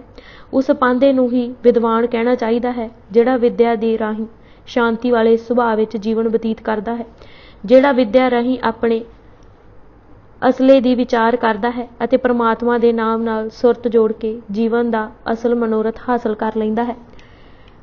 ਪਰ ਜੋ ਮਨ ਦੇ ਪਿੱਛੇ ਤੁਰਦਾ ਹੈ, ਉਹ ਵਿਦਿਆ ਨੂੰ ਵੇਚ ਰਿਹਾ ਹੈ, ਜ਼ਹਿਰ ਖੱਟ ਰਿਹਾ ਹੈ ਅਤੇ ਸ਼ਬਦ ਦੀ ਸੁੱਧ ਬਿੱਧ ਨਹੀਂ। ਪਾਂਧਾ ਪੜ੍ਹਿਆ ਆਖੀਏ, ਵਿਦਿਆ ਵਿਚਰੇ ਸਹਿਜ ਸੁਭਾਏ। ਵਿਦਿਆ ਸੋਧੇ ਤਿਤ ਲਹੇ, ਰਾਮ ਨਾਮ ਲਿਵ ਲਾਏ। ਮਨਮੁਖ ਵਿਦਿਆ ਬਿਕਰਦਾ, ਬਿਖ ਖਟੇ ਬਿਖ ਖਾਏ। ਮੂਰਖ ਸ਼ਬਦ ਨਾ ਚੀਨਈ, ਸੂਝ ਬੂਝ ਨਹਿਕਾਏ। ਅਸਲ ਉਹ ਹੀ ਪਾਂਧਾ ਹੈ ਜੋ ਆਪਣੇ ਸ਼ਾਗਿਰਦਾਂ ਨੂੰ ਇਹ ਮੱਤ ਦਿੰਦਾ ਹੈ ਕਿ ਵਿਦਿਆਰਥੀਓ, ਪ੍ਰਭੂ ਦਾ ਨਾਂ ਜਪੋ ਅਤੇ ਨਾਮ ਧਨ ਇਕੱਠਾ ਕਰੋ। ਬਸ ਉਹ ਹੀ ਪੜ੍ਹਿਆ ਲਿਖਿਆ ਹੈ ਜੋ ਪ੍ਰਭੂ ਨੂੰ ਹਰ ਥਾਵੇਂ ਵੇਖਦਾ ਹੈ। ਓਅੰਕਾਰ ਤੋਂ ਆਪ ਜੀ ਇੰਦੌਰ ਵੱਲ ਗਏ। ਇੰਦੌਰ ਵਿਖੇ ਗੁਰੂ ਨਾਨਕ ਸਾਹਿਬ ਦੀ ਯਾਦ ਵਿੱਚ ਗੁਰਦੁਆਰਾ ਇਮਲੀ ਸਾਹਿਬ ਹੈ। ਲੋਕਾਂ ਨੂੰ ਬੁੱਤ ਪ੍ਰਸਤੀ ਤੋਂ ਵਰਜਿਆ।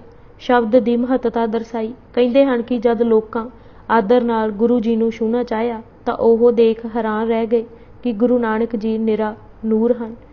ਇਸ ਨਿਰਾ ਨੂਰ ਦਾ ਜ਼ਿਕਰ ਮਹੀਪਤ ਨੇ ਆਪਣੀ ਪੁਸਤਕ ਲੀਲਾ ਅੰਮ੍ਰਿਤ ਵਿੱਚ ਵੀ ਕੀਤਾ ਹੈ। ਉੱਥੋਂ ਹੋਸ਼ੰਗਾਬਾਦ, ਨਸਰੁੱਲਾ ਖਾਨ ਅਤੇ ਉਜੈਨ ਚਰਨ ਪਾਏ। ਫੇਰ ਠੱਗ ਮਿਲੇ। ਨਰਮਦਾ ਵਿਖੇ ਠੱਗਾਂ ਦੀ ਟੋਲੀ ਨੇ ਗੁਰੂ ਜੀ ਨੂੰ ਦੇਖ ਕੇ ਕਿਹਾ, ਇਹ ਜੋ ਕੋਈ ਹੈ ਇਸ ਪਾਸ ਵੱਡਾ ਮਾਲ ਹੈ ਤਾਂ ਇਹ ਫਕੀਰਾਂ ਦੇ ਭੇਸ ਵਿੱਚ, ਪਰ ਇਸ ਪਾਸ ਜ਼ਰ ਬਹੁਤ ਹੈ। ਇਸ ਦੇ ਮੱਥੇ ਮਾਇਆ ਦੀ ਡਲਕ ਪੈਂਦੀ ਹੈ। ਭੇਸ ਜ਼ਰੂਰ ਫਕੀਰਾਂ ਦਾ ਹੈ, ਡਲਕ ਇਸ ਦੇ ਮਾਥੇ ਦੁਨੀਆਦਾਰਾਂ ਦੀ ਹੈ। ਠੱਗਾਂ ਨੂੰ ਆਪਣੇ ਤੇ ਨਜ਼ਰ ਰੱਖਦੇ ਦੇਖ ਗੁਰੂ ਮਹਾਰਾਜ ਮੁਸਕਰਾ ਦਿੱਤੇ। ਮਰਦਾਨੇ ਨੇ ਪੁੱਛਿਆ ਵੀ ਪਾਤਸ਼ਾਹ ਹੱਸਦੇ ਕਿਉਂ ਹੋ? ਤਾਂ ਆਪ ਨੇ ਕਿਹਾ, ਧਨ ਜੋਬਨ ਆਖ ਕੀ ਛਾਇਆ, ਬਿਰਧ ਭਏ ਦਿਨ ਪੁੰਨਿਆ, ਨਾਨਕ ਨਾਮ ਬਿਨਾ ਦੁਹਾਗਣੀ, ਛੂਟੀ ਝੂਠ ਵਿਸ਼ੁੰਨਿਆ। ਦਾ ਸ਼ਬਦ ਧਨਾਸਰੀ ਰਾਗ ਵਿੱਚ ਉਚਾਰਿਆ। ਸ਼ਬਦ ਦੀ ਐਸੀ ਚੋਟ ਵੱਜੀ ਕਿ ਠੱਗ ਕਹਿਣ ਲੱਗ ਪਏ, ਇਹ ਸੰਸਾਰੀ ਵੀ ਨਹੀਂ, ਫਕੀਰ ਵੀ ਨਹੀਂ, ਇਹ ਕੋਈ ਮਹਾਂਪੁਰਖ ਹੈ, ਪਰਮੇਸ਼ਰ ਕਿਉਂ ਮਿਲਿਆ ਹੋਇਆ ਹੈ। ਸਾਡੇ ਚੰਗੇ ਭਾਗੀ ਪਰਮੇਸ਼ਰ ਮਿਲਿਆ ਹੈ। ਜਦ ਠੱਗਾਂ ਸਿਰ ਝੁਕਾਇਆ ਤੇ ਦੱਸਿਆ ਕਿ 3 ਦਿਨਾਂ ਤੋਂ ਆਪ ਜੀ ਦਾ ਪਿੱਛਾ ਕਰ ਰਹੇ ਹਾਂ, ਤਾਂ ਇੱਕ ਪਲ ਵੀ ਤੁਹਾਨੂੰ ਓਹਲੇ ਨਹੀਂ ਹੋਣ ਦਿੱਤਾ। ਤਾਂ ਪਰਉਪਕਾਰੀ ਬਾਬੇ ਨੇ ਰਹਿਮਤ ਕਰਦਿਆਂ ਕਿਹਾ, ਮਰਦਾਨਿਆਂ, ਇੱਕ ਟਿਕ ਜੀਓ, ਧਿਆਨ ਲਾਇਆ, ਇਹਨਾਂ ਨੂੰ ਐਸਾ ਮਾਲ ਦੇ ਜੋ ਇਹ ਤਰਨ, ਇਹ ਡੁੱਬੇ ਜਾਂਦੇ ਹਨ। ਉਹਨਾਂ ਨੂੰ ਸਹਿਜ ਅਤੇ ਸਿਫਤ ਸਲਾਹ ਦੀ ਬਖਸ਼ਿਸ਼ ਮਿਲੀ। ਉਜੈਨ ਵਿਖੇ ਕੁੰਭ ਦੇ 4 ਮੇਲਿਆਂ ਵਿੱਚੋਂ ਇੱਕ ਮੇਲਾ ਬ੍ਰਹਮਪੁਰੀ ਕਰਕੇ ਵੀ ਪ੍ਰਸਿੱਧ ਹੈ। ਇਹ ਵੀ ਮੰਨਿਆ ਜਾਂਦਾ ਹੈ ਕਿ ਬ੍ਰਹਮਾ ਦੀ ਕਿੱਲੀ ਉੱਥੇ ਹੈ, ਜਿਸ ਦੇ ਗਿਰਦ ਸਾਰਾ ਸੰਸਾਰ ਘੁੰਮ ਰਿਹਾ ਹੈ। ਗੁਰੂ ਮਹਾਰਾਜ ਜੀ ਨੇ ਇੱਕ ਬ੍ਰਹਮ ਦੀ ਉਪਾਸਨਾ ਦਾ ਉਪਦੇਸ਼ ਦਿੱਤਾ ਹੈ। ਜਿਨ੍ਹਾਂ ਨੇ ਉਸ ਪ੍ਰਭੂ ਨੂੰ ਰਿਝਾ ਲਿਆ ਹੈ, ਉਸ ਦੀ ਛਾਂ ਠੰਡੀ ਅਤੇ ਮਿੱਠੀ ਹੋ ਜਾਂਦੀ ਹੈ। ਪਰਮਾਤਮਾ ਨਹੀਂ ਮਿਲ ਸਕੇਗਾ ਜੇ ਪਦਾਰਥਾਂ ਅਤੇ ਪੱਥਰਾਂ ਨਾਲ ਹਿੱਤ ਲਗਾਈ ਰੱਖਿਆ। ਮੰਦਰ ਮੱਟੀ ਸੰਦੜੇ, ਪੱਥਰ ਕੀਤੇ ਰਾਸ ਜਿਉ, ਹਉ ਐਨੀ ਟੋਲੀ ਭਲੀਅਸ, ਤਿਸ ਕੰਤ ਨ ਬੈਠੀ ਪਾਸ ਜਿਉ। ਉੱਥੇ ਹੀ ਕੁਚੱਜੀ ਅਤੇ ਸੁਚੱਜੀ ਦੇ ਗੁਣ ਦਰਸਾਏ। ਸੁਚੱਜੀ ਉਹ ਹੈ ਜੋ ਭਾਣੇ ਨੂੰ ਮਿੱਠਾ ਕਰਕੇ ਮੰਨਦੀ ਹੈ। ਪਰਮਾਤਮਾ ਜੋ ਕਰੇ ਜੀਵ ਨੂੰ ਭਾਏ, ਇਹ ਹੀ ਸੁਚੱਜੀ ਦਾ ਵੱਡਾ ਗੁਣ ਹੈ। ਭਾਣੇ ਤਖਤ ਵਡਾਇਆ, ਭਾਣੇ ਭੀਖ ਉਦਾਸ ਜਿਉ, ਭਾਣੇ ਥਲ ਸਿਰ ਸਰ ਵਹੇ, ਕਮਲ ਫੁਲੇ ਆਕਾਸ਼ ਜਿਉ। ਭਾਣੇ ਭਵਜਲ ਲੰਘੀਐ, ਭਾਣੇ ਮੰਜੀ ਭਰੀ ਆਸ ਜਿਉ। ਭਾਣੇ ਸੋ ਸਹਿ ਰੰਗਲਾ, ਸਿਫਤ ਰਤਾ ਗੁਣਤਾਸ ਜਿਉ। ਭਾਣੇ ਸੋ ਪੀਹਾ ਵਾਲਾ ਹਉ, ਆਵਣ ਜਾਣ ਮੁਯਾਸ ਜਿਉ। ਪ੍ਰਸਿੱਧ ਮੰਦਰ ਅਵੰਤੀਪੁਰ ਦੇ ਖੰਡਰਾਤ ਵੀ ਵੇਖੇ ਅਤੇ ਧਰਮ ਦੇ ਨਾਂ ਤੇ ਧੱਕੇ ਦਾ ਪ੍ਰਤੱਖ ਪ੍ਰਮਾਣ ਡਿੱਠਾ। ਉੱਥੋਂ ਹੀ ਗੋਰਖ ਦੀ ਗੁਫਾ ਹੈ, ਜੋ ਸ਼ਹਿਰ ਦੇ ਬਾਹਰ ਸਪਰਾ ਨਦੀ ਦੇ ਕਿਨਾਰੇ ਤੇ ਹੈ। ਇਹ ਸ਼ਹਿਰ ਤੋਂ ਕੁਝ ਮੀਲ ਦੀ ਦੂਰੀ ਤੇ ਹੈ। ਇਸੇ ਨੂੰ ਅਵੰਤਿਕਾਪੁਰੀ ਵੀ ਕਹਿੰਦੇ ਹਨ। ਮਹਾਰਾਜ ਨੇ ਉੱਥੇ ਰਹਿੰਦੇ ਜੋਗੀਆਂ ਨੂੰ ਕਿਹਾ ਕਿ ਜੀਵਨ ਇਹ ਨਹੀਂ ਹੈ ਕਿ ਜੀਵਨ ਸੰਗਰਾਮ ਤੋਂ ਨੱਸਿਆ ਜਾਏ। ਜਿਸਕੇ ਅੰਤਰ ਸਾਚ ਵਸਾਵੇ, ਜੋਗ ਜੁਗਤ ਕੀ ਕੀਮਤ ਪਾਵੇ। ਉੱਥੇ ਹੀ ਭਗਥਰੀ ਨਾਂ ਦੇ ਜੋਗੀ ਨਾਲ ਜਦ ਗੋਸ਼ਟ ਹੋਈ ਤਾਂ ਉਸ ਨੂੰ ਕਿਹਾ ਕਿ ਜੋਗੀ ਤਾਂ ਉਹ ਹੈ ਜਿਸ ਪਾਸ ਖਿਮਾ, ਸੀਲ, ਸੰਤੋਖ, ਨਿਰਭੈ ਅਤੇ ਸਹਿਜ ਹੈ, ਮਾਇਆ ਦਾ ਲੈਸ ਨਹੀਂ ਅਤੇ ਅਹੰਕਾਰ ਦਾ ਅੰਸ਼ ਨਹੀਂ। ਐਸੇ ਜੋਗੀ ਹੀ ਮੈਨੂੰ ਚੰਗੇ ਲੱਗਦੇ ਹਨ। ਜਦ ਉਸਨੇ ਪੁੱਛਿਆ ਕਿ ਤੁਹਾਡੇ ਪਾਸ ਇੰਨਾ ਨੂਰ ਕਿਸ ਤਰ੍ਹਾਂ ਆਇਆ ਅਤੇ ਤੁਸੀਂ ਕਿਹੜਾ ਇਸ਼ਨਾਨ ਰੋਜ਼ ਕਰਦੇ ਹੋ ਕਿ ਇੰਨੇ ਸਵੱਛ ਹੋ ਜਾਂਦੇ ਹੋ, ਤਾਂ ਗੁਰੂ ਜੀ ਨੇ ਕਿਹਾ, ਸੰਸਾਰ ਦਾ ਘਾਟ ਛੱਡ ਕੇ ਇੱਕ ਅਨੋਖੀ ਘਾਟੀ ਰਾਮ ਦੀ ਚੜ੍ਹ ਕੇ ਸਤਸੰਗ ਦੇ ਸਰੋਵਰ ਇਸ਼ਨਾਨ ਕੀਤਾ ਹੈ। ਕੁਝ ਵਾਧੂ ਨਹੀਂ ਬੋਲਦਾ ਅਤੇ ਪ੍ਰਭੂ ਦੇ ਗੁਣ ਗਾਉਂਦਾ ਹਾਂ। ਉੱਤਰ ਅਵ ਘਟ ਸਰਵਰ ਨਾਵੇ, ਬਕੇ ਨ ਬੋਲੇ ਹਰ ਗੁਣ ਗਾਵੇ।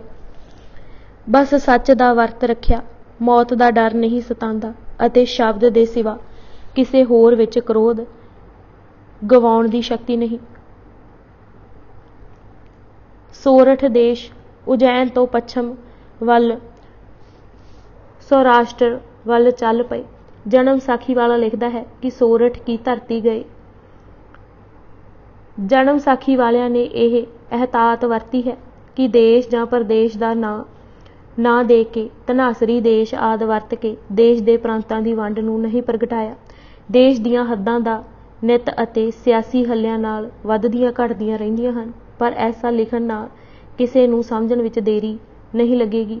ਜਿਵੇਂ ਸੋਰਠ ਕੀ ਧਰਤੀ ਭਾਵ ਸੌਰਾਸ਼ਟਰ, ਆਸਾ ਦੇਸ਼ ਭਾਵ ਪੰਜਾਬ, ਮੁਲਤਾਨ, ਬਹਾਵਲਪੁਰ ਅਤੇ ਸਿੰਧ, ਧਨਾਸਰੀ ਦੇਸ਼ ਭਾਵ ਤਲੰਗ, ਕਲਿੰਗ ਅਤੇ ਦੱਖਣ ਦਾ ਪੂਰਬੀ ਕਿਨਾਰਾ। ਉੱਥੇ ਹੀ ਭਾਈ ਮਰਦਾਨਾ ਜੀ ਨਾਲ ਹੋਈ ਗੱਲਬਾਤ ਇਸ ਕਥਨ ਨੂੰ ਹੋਰ ਸਪਸ਼ਟ ਕਰ ਦੇਵੇਗੀ। ਉਜੈਨ ਤੋਂ ਅੱਗੇ ਟੁਰੇ ਤਾਂ ਮਰਦਾਨਾ ਜੀ ਨੇ ਪੁੱਛਿਆ ਕਿ ਪਾਤਸ਼ਾਹ ਇਹ ਕਵਣ ਧਰਤੀ ਹੈ। ਮਹਾਰਾਜ ਨੇ ਕਿਹਾ ਸੋਰਠ ਰਾਗ ਗਾਇੰਦਾ ਹੈ, ਇਹ ਸੋਰਠ ਕੀ ਧਰਤੀ ਹੈ। ਫਿਰ ਮਰਦਾਨੇ ਨੇ ਪੁੱਛਿਆ ਜੀ ਇਹ ਉਹ ਹੀ ਸੋਰਠ ਹੈ ਜਿਸ ਨੂੰ ਬੀਜੇ ਵਾਲੀ ਆਖਿਆ ਜਾਂਦਾ ਹੈ। ਮਹਾਰਾਜ ਨੇ ਕਿਹਾ ਹਾਂ ਮਰਦਾਨਿਆ ਉਹ ਹੀ ਬੀਜੇ ਵਾਲਾ ਸੋਰਠ ਹੈ। ਇਹ ਮੂੰਹ ਚੜੀ ਗੱਲ ਸੀ ਕਿ ਬੀਜਾਂ ਸੌਰਾਸ਼ਟਰ ਕਾਠੀਆਵਾੜ ਦਾ ਇੱਕ ਪ੍ਰੇਮੀ ਸੀ ਜਿਸ ਦਾ ਸੋਰਠ ਨਾਮੀ ਇੱਕ ਲੜਕੀ ਨਾਲ ਪ੍ਰੇਮ ਹੋ ਗਿਆ। ਹੀਰ ਰਾਂਝੇ ਵਾਂਗ ਪ੍ਰਸਿੱਧ ਹੋਏ। ਪਿੱਛੋਂ ਭਾਈ ਗੁਰਦਾਸ ਜੀ ਨੇ ਵੀ ਲਿਖਿਆ ਸੋਰਠ ਬੀਜਾਂ ਗਾਵੀ ਹੈ ਜਸ ਸੁਗੜਾਵਤੀ। ਉੱਥੇ ਹੀ ਗੁਰੂ ਨਾਨਕ ਦੇਵ ਜੀ ਨੇ ਮਰਦਾਨੇ ਨੂੰ ਦੱਸਿਆ ਕਿ ਉਹ ਹੀ ਭਲਾ ਰਾਗ ਹੈ ਜਿਸ ਨਾਲ ਮਨ ਸੱਚਾ ਵਸੇ।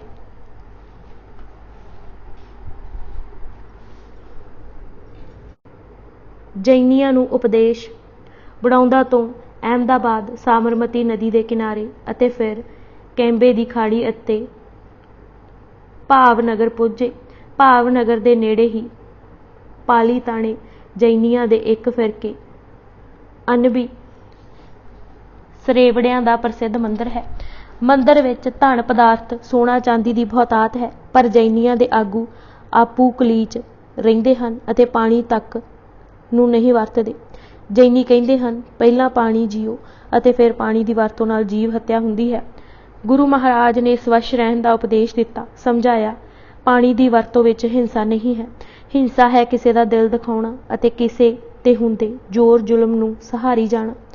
ਉਹਨਾਂ ਦੇ ਸਿਰ 7 ਬੁੱਕਾਂ ਸਵਾ 7 ਚਟੇ ਚਟੇ ਸਿਰ ਛਾਈ ਜੋ ਐਸੀਆਂ ਮਨੌਤਾਂ ਰੱਖਦੇ ਆਉਂਦੇ ਹਨ ਕਿ ਜਲ ਤੱਕ ਦੀ ਵਰਤੋਂ ਨਹੀਂ ਕਰਨੀ। ਬਿਨ ਸ਼ਬਦੇ ਆਚਾਰ ਨਾ ਕਿਨਹੀ ਪਾਇਆ ਦਾ ਉਪਦੇਸ਼ ਦ੍ਰਿੜਾਇਆ। 4 ਵਾਕੀਆਂ ਨੂੰ ਉਪਦੇਸ਼। 4 ਵਾਕੀਏ ਉਹ ਹਨ ਜੋ ਸ਼ਿਵ ਦੇ ਖੱਬੇ ਪਾਸੇ ਇਸਤਰੀ ਰੂਪ ਦੇ ਪੂਜਕ ਹਨ। ਇਹਨਾਂ ਨੂੰ 5 ਮਕਾਰੀਏ ਵੀ ਕਹਿੰਦੇ ਹਨ। 5 ਮੰਮਾ ਮਦਰਾ ਮਾਸ ਮੈਥੁਨ ਮਾਇਆ ਅਤੇ ਮੁਦਰਾ ਦੇ ਸੇਵੀ ਹਨ। ਗੁਰੂ ਜੀ ਨੇ ਸ਼ੁਭ ਕਰਮੀ ਦਾ ਮਾਰਗ ਦਰਸਾਇਆ। ਪਾਲੀ ਤਾਣਾ ਤੋਂ ਸੋਮਨਾਥ ਪੁੱਜੇ। ਇਸੇ ਨੂੰ ਮਹਿਮੂਦ ਗਜਨਵੀ ਨੇ ਲੁੱਟਿਆ ਸੀ। ਸਮੇਂ ਦੇ ਗੁਜ਼ਰਨ ਨਾਲ ਲੋਕਾਂ ਦਾ ਸਾਰਾ ਧਨ ਅਤੇ ਖੂਬਸੂਰਤੀ ਇਹਨਾਂ ਮੰਦਰਾਂ ਵਿੱਚ ਇਕੱਠੀ ਹੋ ਗਈ ਸੀ। ਮੰਦਰ ਧਰਮ ਦੀ ਥਾਂ ਨਾ ਰਹਿ ਕੇ ਐਸ਼ਗਾਹ ਬਣ ਗਏ ਸਨ। ਧਰਮ ਸਥਾਨਾਂ ਦੇ ਰਾਖੇ ਧਨ ਪਦਾਰਥਾਂ ਦਾ ਜਲਵਾ ਦਿਖਾ ਕੇ ਭੋਲੇ ਭਾਲੇ ਮਨੁੱਖਾਂ ਨੂੰ ਗਿੱਚ ਪਾ ਕੇ ਉਹਨਾਂ ਪਾਸੋਂ ਜਮ੍ਹਾਂ ਪੂੰਜੀ ਖੋਹ ਲੈਂਦੇ ਸਨ। ਗੁਰੂ ਮਹਾਰਾਜ ਨੇ ਇਹਨਾਂ ਪਦਾਰਥਾਂ ਦੀ ਨਾਸ਼ਵੰਤਤਾ ਤੇ ਜ਼ੋਰ ਦਿੱਤਾ। ਉੱਥੋਂ ਜੂਨਾਗੜ੍ਹ ਨਰਸੀ ਭਗਤ ਦੇ ਪਿੰਡ ਅਤੇ ਦਾਤਾ ਗੰਜ ਬਖਸ਼ ਦੇ ਮਕਬਰੇ ਤੇ ਜਾ ਕੇ ਮੁਸਲਮਾਨਾਂ ਨੂੰ ਕਬਰ ਪੂਜਨ ਤੋਂ ਵਰਜਿਆ। ਜੂਨਾਗੜ੍ਹ ਤੋਂ ਗਿਰਨਾਰ ਜਿੱਥੇ ਕੇਵੜੇ ਦੇ ਜੰਗਲ ਹਨ ਅਤੇ ਜਿੱਥੇ ਚਾਰੇ ਪਾਸੇ ਖੁਸ਼ਬੂਈ ਰਹਿੰਦੀ ਹੈ ਗਏ। ਉੱਥੇ ਅੰਦਰ ਦੀ ਸੁੰਦਰਤਾ ਪੈਦਾ ਕਰਨ ਤੇ ਜ਼ੋਰ ਦਿੱਤਾ। ਲੋਕੀ ਦੁਰਗਾ ਗੋਰਖ ਕਾਲਿਕਾ ਅਤੇ ਦੱਤਾਤਰੇయ ਦੇ ਪੁਜਾਰੀ ਸਨ। ਸਾਰਿਆਂ ਨੂੰ ਇੱਕ ਪਰਮਾਤਮਾ ਦੀ ਪੂਜਾ ਦਾ ਮਹੱਤਵ ਦ੍ਰਿੜਾਇਆ ਅਤੇ ਉੱਥੋਂ ਸੁਦਾਮਪੁਰੀ ਸੀਤਾ ਮੁੰਦਰੀ 5 ਤੀਰਥ ਪੁੱਜੇ। ਸੁਦਾਮਪੁਰੀ ਤੋਂ ਦੁਆਰਵਤੀ ਅਤੇ ਦੁਆਰਕਾ ਪੁੱਜੇ। ਦੁਆਰਕਾ 7 ਪੁਰੀਆਂ ਵਿੱਚੋਂ ਇੱਕ ਕਰਕੇ ਜਾਣੀ ਜਾਂਦੀ ਹੈ, ਧਾਮ ਵੀ ਹੈ ਅਤੇ ਸ਼੍ਰੀ ਕ੍ਰਿਸ਼ਨ ਦਾ ਰਾਜ ਸਥਲ ਹੋਣ ਦਾ ਉਸ ਨੂੰ ਮਾਣ ਹੈ। ਕ੍ਰਿਸ਼ਨ ਜੀ ਨੂੰ ਦੁਆਰਕਾ ਧੀਸ਼ ਵੀ ਕਿਹਾ ਜਾਂਦਾ ਹੈ। ਪੱਥਰ ਪੂਜਣ ਅਤੇ ਰਣਛੋੜ ਦੀ ਮੂਰਤੀ ਪੂਜਾ ਤੋਂ ਵਰਜ ਕੇ ਗੁਰੂ ਨਾਨਕ ਜੀ ਭੁੱਜ ਵੱਲ ਚਲੇ ਗਏ। ਜਿੱਥੇ ਜਿੱਥੇ ਗੁਰੂ ਬਾਬੇ ਦੇ ਚਰਨ ਪਏ ਉੱਥੇ ਪਿੱਛੋਂ ਸੰਗਤਾਂ ਬਣੀਆਂ। ਭਾਈ ਮੋਹਕਮ ਸਿੰਘ ਜੀ ਦਾ ਦੁਆਰਕਾ ਤੋਂ ਆ ਕੇ ਗੁਰੂ ਗੋਬਿੰਦ ਸਿੰਘ ਨੂੰ ਵਿਸਾਖੀ ਵਾਲੇ ਦਿਨ ਸੀਸ ਭੇਟ ਕਰਨਾ ਦਰਸਾਉਂਦਾ ਹੈ ਕਿ ਸਮਾਂ ਪਾ ਕੇ ਪਾਏ ਬੀਜ ਨੂੰ ਕਿੰਨਾ ਸੁੰਦਰ ਫਲ ਲੱਗਾ। ਅੱਜ ਅਸੀਂ ਬਲਿਓ ਚਿਰਾਗ ਕਿਤਾਬ ਦੇ 116 ਪੰਨੇ ਪੜ੍ਹ ਚੁੱਕੇ ਹਾਂ। ਬਾਕੀ ਦੀ ਕਿਤਾਬ ਅਸੀਂ ਅਗਲੇ ਭਾਗ ਵਿੱਚ ਪੜ੍ਹਾਂਗੇ। ਵਾਹਿਗੁਰੂ ਜੀ ਕਾ ਖਾਲਸਾ, ਵਾਹਿਗੁਰੂ ਜੀ ਕੀ ਫਤਿਹ।